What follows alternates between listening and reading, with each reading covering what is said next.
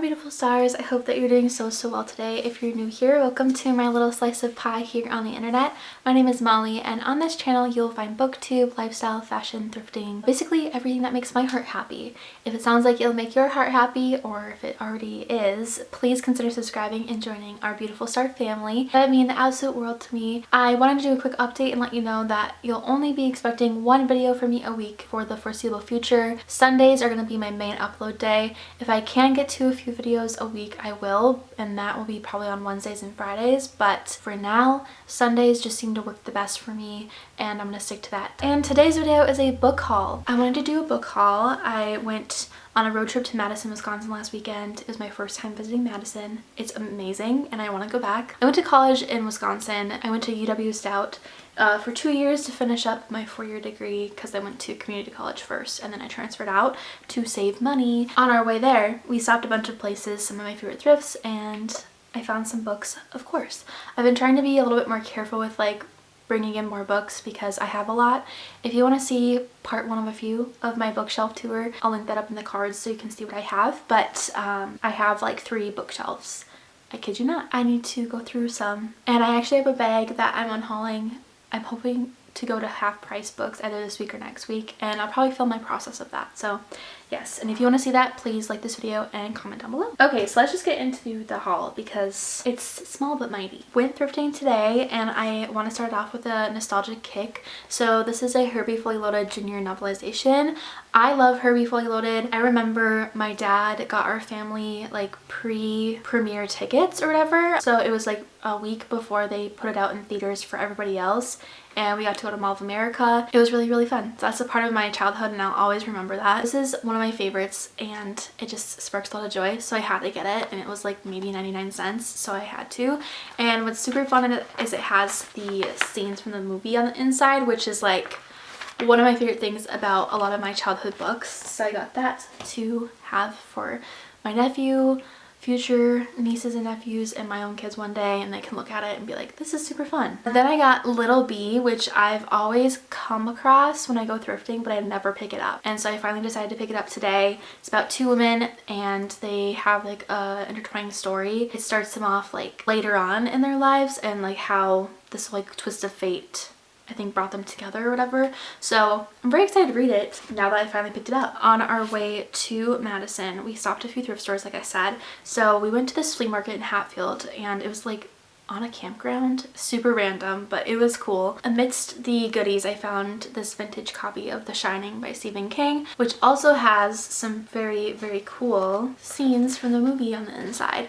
And I did some digging, and this is I think from like, it's a 1980s copy, so it's not like an original copy by any means, but super cool, and I'm excited to read this and add it to my Stephen King collection. Then I went to my favorite thrift store in my college town. Well, I like all 3 of them that are there, but this one is only on Fridays and Saturdays, and it's cash only. It's everything's $1 or less. Their books are like 4 for $1, and I found 2. So I got Mitch Albom's For One More Day, which a few months ago I read The 5 People You Meet in Heaven by him, and I found that at a little free library, and it's a really good book if you have not gotten a chance to read it.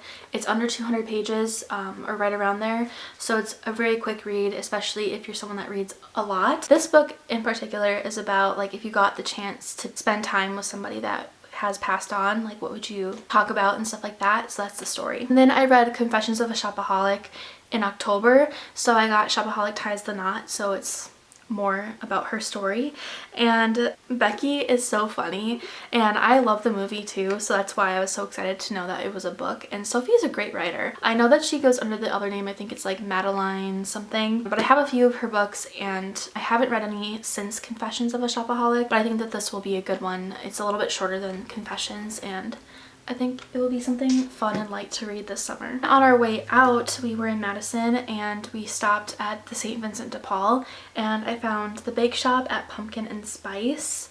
And this sounds like a Hallmark movie in a book. It sounds so cute. It was $1.09 and it's set in Moonbright, Maine. Witches, goblins, the occasional ghost, they're all sure to be spotted at the annual Halloween parade where adults and children alike dress in costume to celebrate Moonbright's favorite holiday. And no place has more seasonal spirit than Bellaluno's Bake Shop, a family business steeped in traditional recipes, welcoming warmth, and legend has it, truly spellbinding, heart-melting treats. Between good-natured Halloween tricks, frothy pumpkin lattes, which sounds heavenly right now, and some very special baked goods for 3 Moonbright residents looking for love, whether they know it or not, the spookiest thing will be how magical romance can suddenly be. This sounds amazing. I think I'm gonna love this for the fall. Like, this is just gonna be such a fun, like, romantic read. Stuff like that I get a kick out of. When I saw this, immediately in the cart, immediately.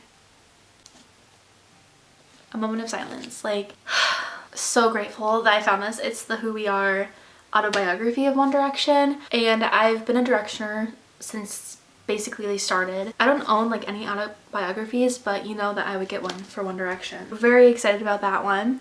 Then if you are a Stranger Things fan like I am, huge fan, I did a lookbook video a couple years ago when Stranger Things first came out. If you want to watch that, it's part of like my fashion part of my channel, and I want to do another lookbook for like the next couple of seasons that came out after the first season. But I've been rewatching it because I binged Volume 1 of Stranger Things Season 4, and I'm waiting patiently, not so patiently, for Volume 2 to come out in July. This book talker that I follow, she's like, if you're waiting in the meantime for the next volume, which I have been rewatching Stranger Things from the beginning because I was like, I need to know what has happened because I just kind of forgot. She said to get the book called The Ghost Tree by Christina Henry.